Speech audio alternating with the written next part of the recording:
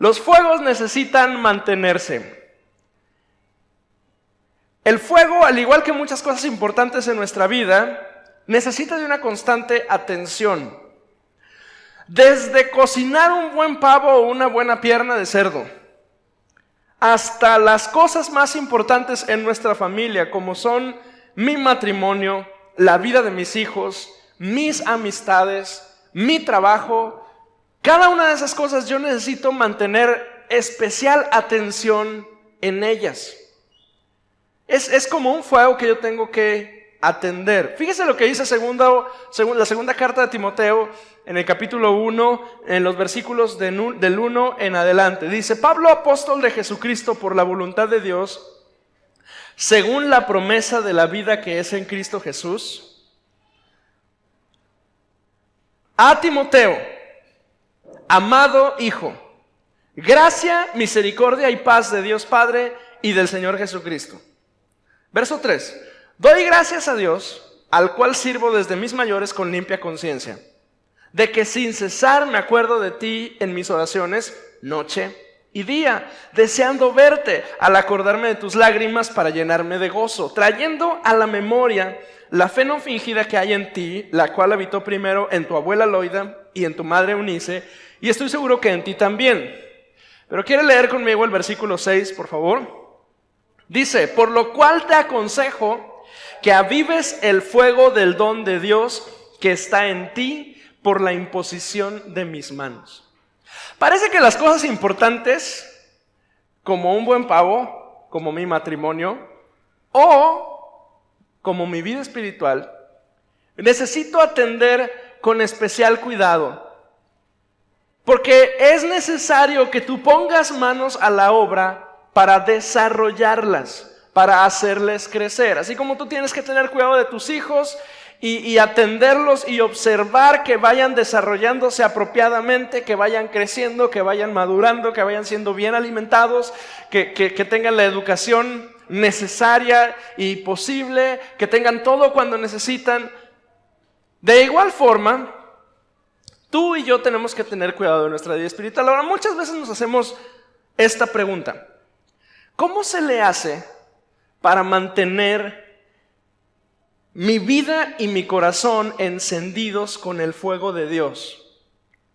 Porque la realidad es que muchos cristianos, muchas personas que tratan de acercarse a Dios, a lo mejor no puedes decir que definitivamente eres un cristiano porque apenas estás empezando a tratar de conocer a Dios, pero al tratar de acercarte a Dios, muchos no sabemos cómo mantener la llama del Espíritu de Dios encendida en nuestras vidas. Así, tenemos temporadas muy buenas en las cuales estamos muy cerca de Dios, pero después vienen temporadas difíciles, de afán, de dificultad, de aflicción, en las cuales esa llama, ese fuego, ese deseo, ese anhelo por Dios parece como que se está extinguiendo.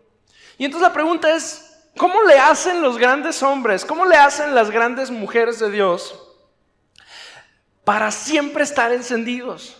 Para siempre estar al frente, para siempre estar fortalecidos. No sé si tú conoces a algún hermano o hermana que cada que tú le conoces hasta parece que no padece ninguna lucha. Hasta parece que está siempre feliz.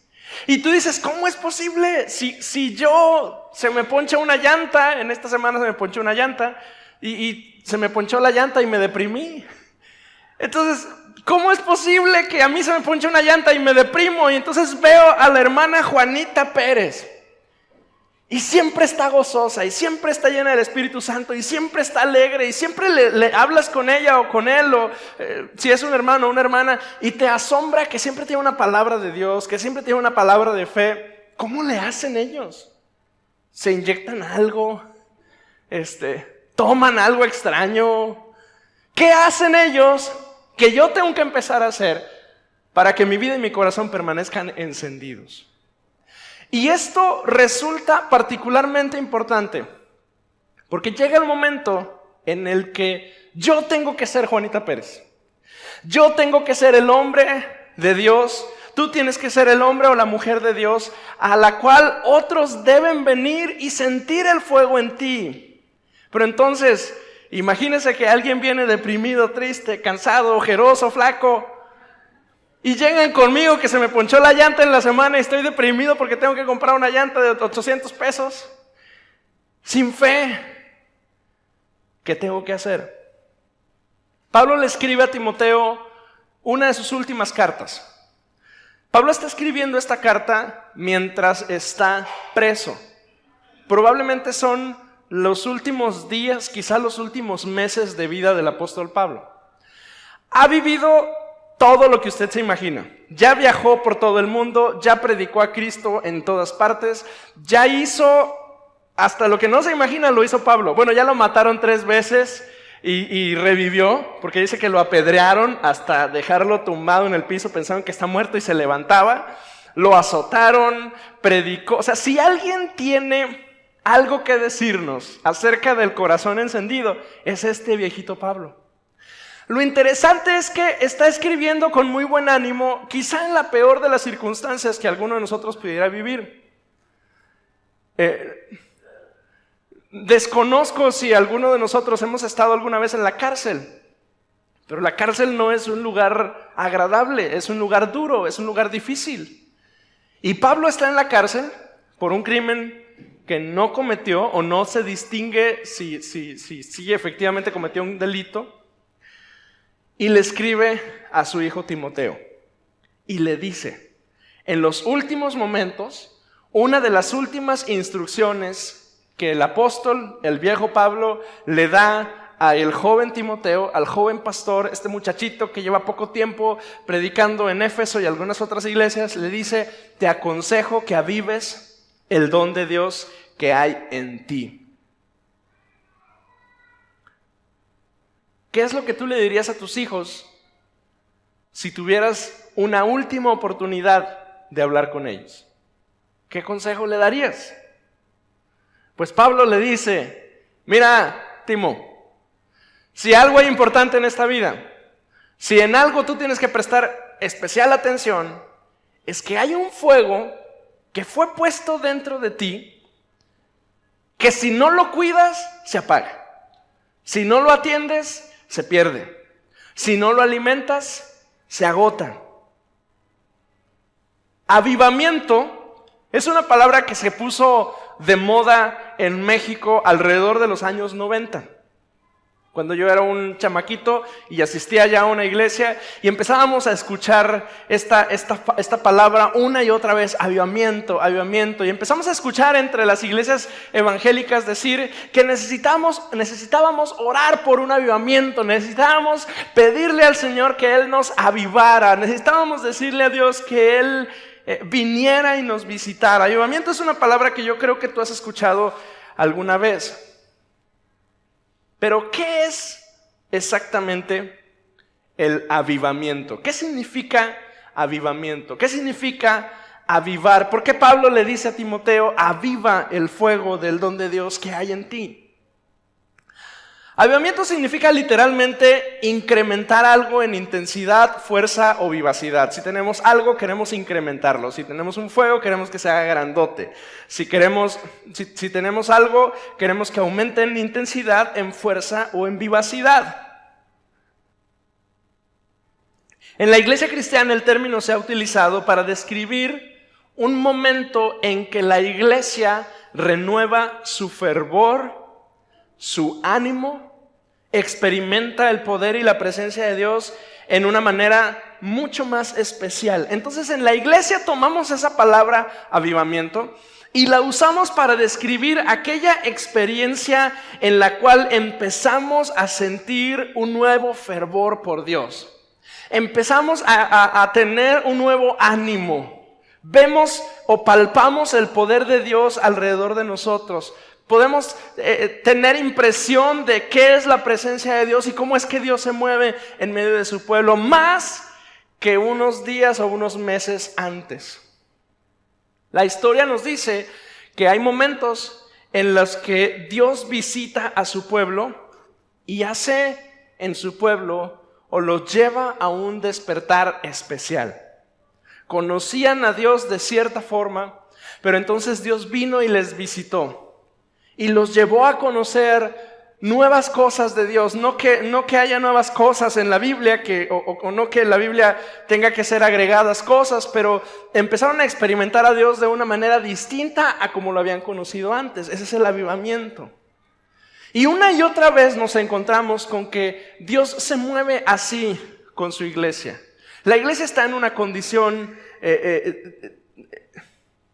a veces mundana, a veces ha permitido el pecado, o simplemente la espiritualidad y el fervor se habían apagado, y de pronto Dios viene, inyecta algo, hace que su pueblo lo empiece a buscar y empiece a conocerlo, y empiece a orar más, y empiece a leer más, y empiece a experimentar más de Dios. Eso es un avivamiento. Por eso es que nosotros decimos: avívanos, Señor. Por eso es que el profeta dice: aviva tu obra en medio de los tiempos, porque sabe Dios que tú y yo a veces estamos así, planos, necesitados de algo nuevo. Incluso a veces en ese momento Dios pone un hambre mayor en nosotros, porque sabe que si le buscamos, Él nos va a permitir encontrarle. ¿Cuándo ocurre un avivamiento? Cuando la iglesia llega a un momento de letargo espiritual. Cuando el fervor y la sed de Dios en su iglesia se están apagando. Cuando el entusiasmo de los creyentes desaparece. Pero todos esos factores, más uno en especial indispensable. Cuando el pueblo de Dios se da cuenta que hay un letargo espiritual, que hay un fervor y una sed que están apagadas, que hay un entusiasmo que ya no existe. Cuando el pueblo de Dios se da cuenta de eso y empiezan a clamar por una intervención divina, ese es el momento en el que Dios empieza a visitar a su pueblo. Eso es lo que Dios espera que tú y yo hagamos. Yo no sé cómo te sientes tú hoy. Yo no sé cuál es la condición de tu corazón el día de hoy, o durante las últimas horas o días o semanas, o a lo mejor meses. Pero probablemente tú distingues en tu vida que ya no existe el entusiasmo que había antes, que ese fervor y esa sed de Dios con la cual tú lo buscabas ya no está tan presente, que ese entusiasmo, ese deseo por encontrarte con Dios ya no está ahí tan presente. Pues si ya te diste cuenta que te encuentras ahí, es un buen momento para que tú empieces a clamar a Dios, porque Él te despierte. Segunda de Crónicas capítulo 7 versículo 14 es un pasaje que usted y yo conocemos. Dios dice: si se humillare mi pueblo, sobre el cual mi nombre es invocado, y buscaren mi rostro y se convirtieran de sus malos caminos, entonces dice: yo los oiré desde los cielos y derramaré bendición sobre ellos. Yo voy a estar, yo voy a responder, yo los voy a restaurar, yo los voy a perdonar. Pero el contexto de ese pasaje, de esa bendición, es, y creo que lo había platicado con usted algunas semanas antes, Salomón le dice a Dios: si un día nos perdemos, si un día nos extraviamos, si un día se nos olvida que Dios existe, si un día dejamos de orar, si un día caemos en pecado, si un día nos alejamos de ti, pero venimos a tu templo y te buscamos, por favor, Señor, ese día escúchanos y perdónanos. Y la respuesta de Dios es: Salomón, si un día tú te pierdes, tú te alejas, tú pecas, pero vienes aquí y me buscas y te arrepientes, yo te voy a perdonar, yo voy a oír desde los cielos. Entonces, quiere decir que el avivamiento es la intervención de Dios en su pueblo cuando el pueblo de Dios reacciona que necesita de Dios. Dios no interviene, y la Biblia nos lo muestra. Dios no interviene así como así. Lo hizo cuando vino Jesucristo, porque fue el cumplimiento de los tiempos y fue el momento en el que Dios finalmente llegó y visitó la tierra. Pero desde entonces Dios necesita que tú le busques para entonces Él actuar en tu vida. Dios quiere intervenir en su pueblo, despertándole a un nuevo fervor espiritual. Pero Dios interviene cuando yo le llamo. Dios viene cuando yo clamo a Él. Dios responde cuando yo elevo mi voz para que Él haga. Necesito yo clamar por su intervención. Ahora, el problema no es... Discúlpeme.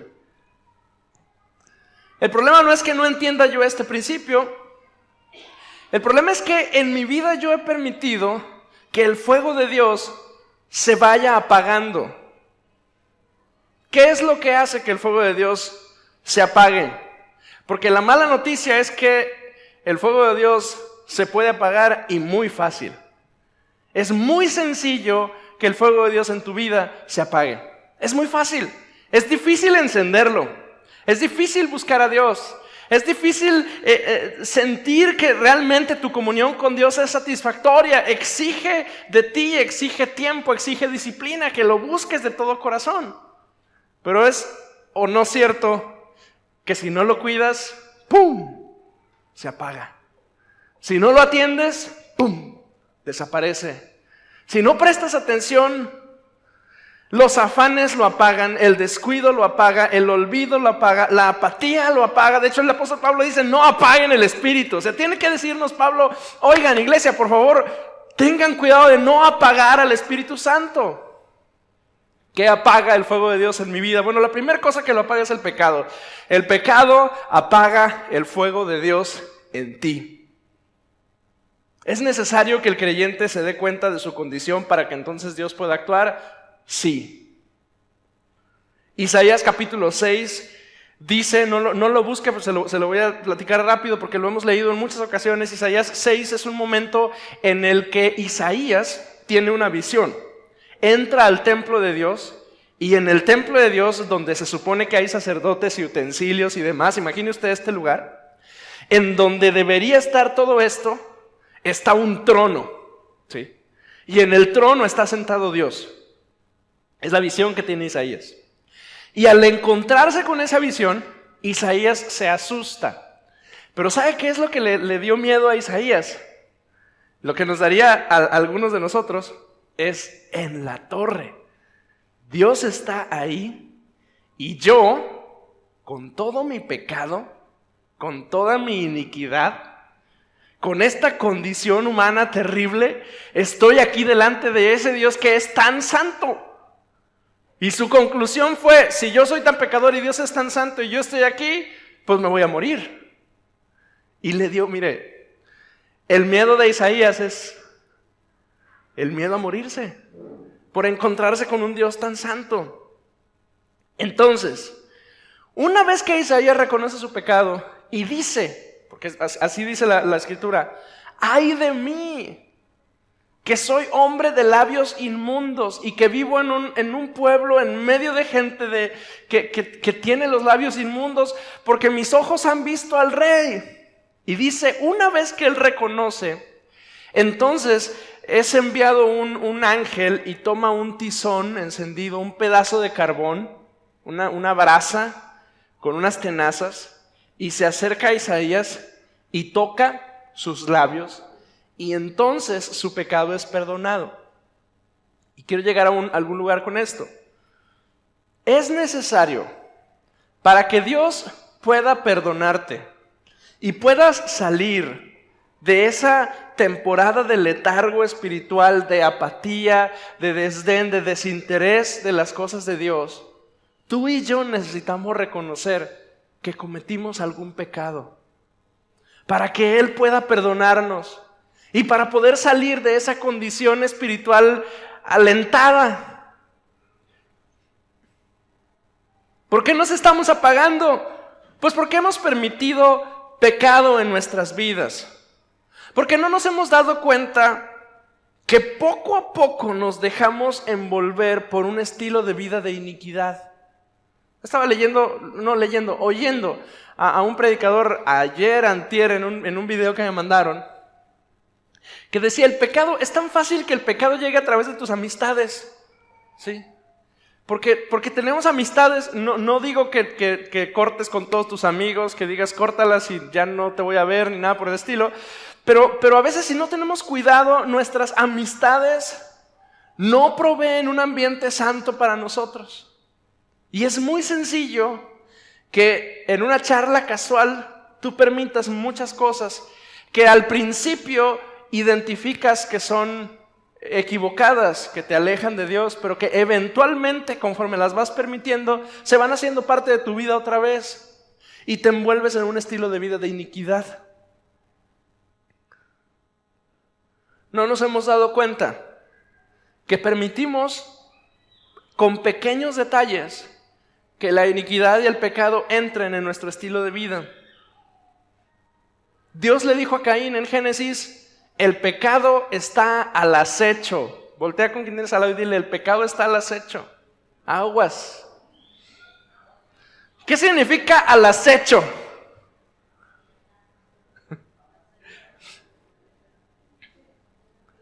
Hace mucho que no salgo a correr, pero cerca de mi casa, algunos que saben dónde vivo, hay una casa que está pintada de verde, que tiene un perro, mugre perro, porque cada que voy caminando por ahí, y usted dijera un San Bernardo, no, hombre, es un triste perrito así chiquito, blanco con manchas negras, uno de mis vecinos lo debe conocer. Cada que paso por ahí, cada que el bendito perro me persigue, y ¿sabe qué es lo más ridículo? Que me persigue y yo me asusto y hasta grito. ¡Ah!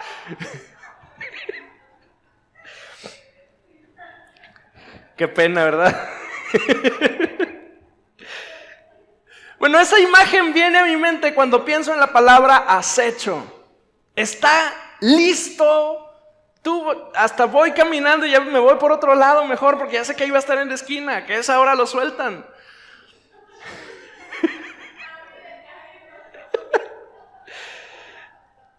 Esa imagen viene a mi mente cuando pienso en que el pecado está al acecho. El pecado está ahí, listo, sabe por dónde caminas.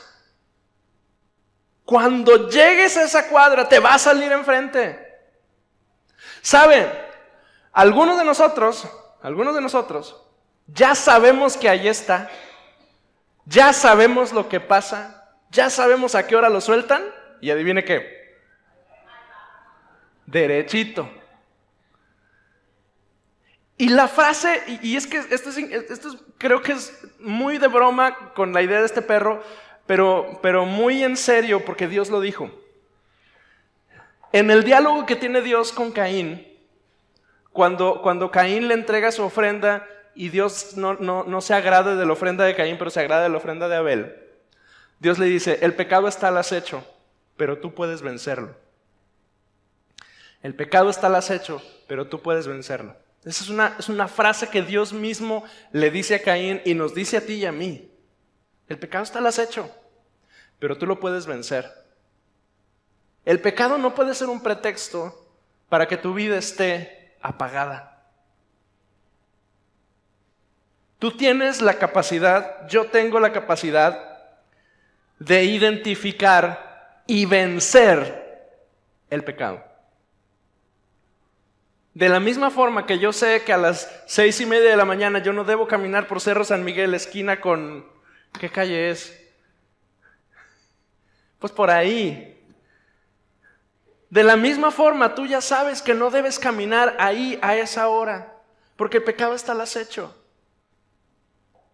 El orgullo, la altivez, el rencor, el enojo desmedido, la falta de perdón, el chisme, las murmuraciones, las mentiras, la falta de respeto, de honor a las autoridades, la falta de integridad, los pequeños robos inocentes, el doble sentido, el coqueteo, el flirteo que tienes con alguien que no es tu esposa o alguien que no es tu esposo. Todas esas cosas, tú ya sabes dónde están. Y están al acecho. Y tú las puedes vencer. Mi vida espiritual requiere mi constante atención. Mi vida espiritual es mi responsabilidad. Dígalo en voz alta conmigo. Mi vida espiritual es mi responsabilidad. Mire, yo he escuchado con frustración a algunas personas que dicen: es que no me siento bien. Es que no me siento motivado de buscar a Dios. Me siento como lejos. No me siento motivado de ir a la iglesia, no me siento motivado de ir a un grupo. No me siento. Mire, está bien, escucho, respeto, me frustro dentro, pero mire, tu líder de grupo, tu pastor, tu papá, tu mamá, podemos orar por ti, podemos hacerte preguntas en el afán de animarte a que busques a Dios, insistirte, bendecirte, interceder por ti, pero al final la condición de tu alma y tu corazón recae sobre tus hombros. Tu mamá puede echarle muchas ganas orando por ti. Tu pastor puede echarle muchas ganas orando por ti. Podemos acercarnos contigo y decirte qué te pasa, qué está pasando, por qué está pasando esto, por qué está pasando aquello, y lo vamos a seguir haciendo. Pero tu vida espiritual, hágale así. Depende de ti y de nadie más. Nadie va a orar lo que tú debes orar, nadie va a buscar a Dios por ti, y tú y yo necesitamos un avivamiento de Dios. Nos surge. Necesitamos un avivamiento de Dios. ¿Qué apaga el fuego de Dios en mi vida? Pues la primera cosa que lo apaga es el pecado. Tú puedes vencerlo. La segunda cosa que lo apaga es el no compartir mi fe con otros. Eso apaga el fuego de Dios en mi vida. Fíjese, Hechos capítulo 8, versículo 1, es la historia de la iglesia.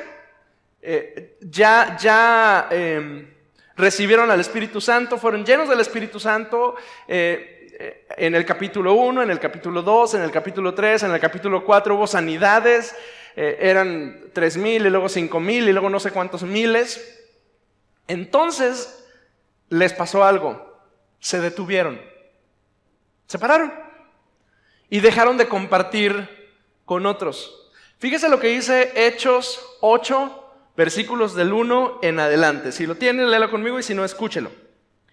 En aquel día hubo una gran persecución contra la iglesia que estaba en Jerusalén, y todos fueron esparcidos por las tierras de Judea y de Samaria, salvo los apóstoles. Y hombres piadosos llevaron a enterrar a Esteban porque lo acababan de matar, y Saulo asolaba la iglesia entrando casa por casa y arrasaba a hombres y mujeres y los entregaba a la cárcel. Pero el versículo 4 dice: pero los que fueron esparcidos iban por todas partes anunciando el evangelio. Cuando la iglesia dejó de compartir el evangelio con la gente, Dios permitió una persecución, ¿sí?, para sacudirlos tantito y esparcirlos en el mundo y activarlos a que compartieran el evangelio. ¿Sí? Se lo digo en mexicano del siglo XXI. No se espere a que Dios permita una sacudida. Sí. Porque a veces Dios hace eso. Nos tiene que dar una buena sacudida para entonces darnos cuenta que el lugar en el que estamos es el lugar donde debemos de compartir a Cristo. A mí me asombra que a veces una prueba o una situación difícil, al principio nos preguntamos, híjole, ¿cómo Dios permitió que mi familia llegáramos al hospital y que viviéramos esta tribulación y toda esta angustia que vivimos? Y luego nos damos cuenta de que Dios nos llevó a ese lugar porque ese es el lugar donde Él quiere que le sirvamos. Y varios de nosotros hemos observado eso. Yo quisiera un trabajo de cierta forma o de ciertas características y Dios te da otra cosa, pero te lleva a ese lugar porque ese es el lugar donde Él quiere que tú le compartas con otras personas. Cuando el cristiano deja de compartir su fe con otros, el cristiano está en riesgo. Y el riesgo es muy amplio. Usted está en riesgo su fe, está en riesgo su integridad como cristiano, está en riesgo hasta que siga siendo cristiano. ¿Sí? En estos días uno de nuestros líderes dijo, y yo lo anoté: ¿cómo puedes mostrarle a la gente lo que Dios ha hecho en ti si tú mismo no puedes acordarte de lo que Dios ha hecho en ti? Y el afán de este líder era animarnos a recordar lo que Dios ha hecho, las buenas obras de Dios en nuestras vidas. Compartir de Cristo con otros nos mantiene encendidos. Y cuando la iglesia deja de hacerlo, cuando la iglesia dejó de hacerlo, Dios mismo tuvo que esparcirlos para forzarlos para que compartieran de Cristo. Entonces, no espere una sacudida, mejor comparta su fe. Cuando usted comparte su fe con otras personas, su fe y su corazón son fortalecidos. Se llena de un fuego que usted no sabía que usted podía experimentar. Recuerdo que hace algunos meses cuando hicimos, y lo debemos hacer en las siguientes semanas, cuando hicimos en nuestras células, que un fin de semana en nuestras células estaba dedicado a hacer algún alcance evangelístico en el lugar donde estábamos. Y alguno de nuestros hermanos dijo, mi célula estaba ya flacona, cansada, así como aletargada, y el activarnos compartiendo el evangelio nos animó y nos fortaleció. Entonces, ¿qué apaga el fuego de Dios en mi vida? No compartir mi fe con otros, apaga el fuego de Dios en mi vida. ¿Qué más? El dejar de usar los dones que Dios nos dio, nos apaga. La traducción lenguaje actual de 1 Timoteo capítulo 1 versículo 6 dice: por eso te recomiendo que no dejes de usar esa capacidad especial que Dios te dio cuando puse mis manos sobre tu cabeza. No dejes de usar. Fíjese, mientras que en la Reina Valera dice aviva el fuego del don de Dios, la traducción del lenguaje actual dice no dejes de usar esa capacidad especial que Dios te dio cuando puse mis manos sobre tu cabeza. Tú tienes un don, o dos, o tres, o muchos más. Si lo tienes ahí guardado, estás en riesgo de estarte apagando. Probablemente ya estás apagadón. ¿Sabes enseñar? Dios te ha llamado a predicar, eres servidor, tienes habilidades de administración, sabes cantar o tocar algún instrumento musical o tienes habilidad para desarrollarlo. No tienes temor de hablar de Cristo con otras personas, tienes algún don espiritual que has mantenido guardado, hablas lenguas, profetizas, Dios ha sanado gente a través de tus manos mientras oras por ellos y dejaste de usarlos. Entonces te tengo noticias. Es tiempo de que los agarres, los desempolves y los empieces a usar otra vez. Necesitas usar los dones que Dios te dio al servicio del Señor. Necesitas usar los dones espirituales que tú tienes. Lenguas, interpretación, sanidades, milagros, fe. Necesitas usarlos.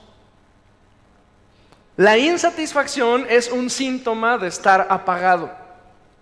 Sí.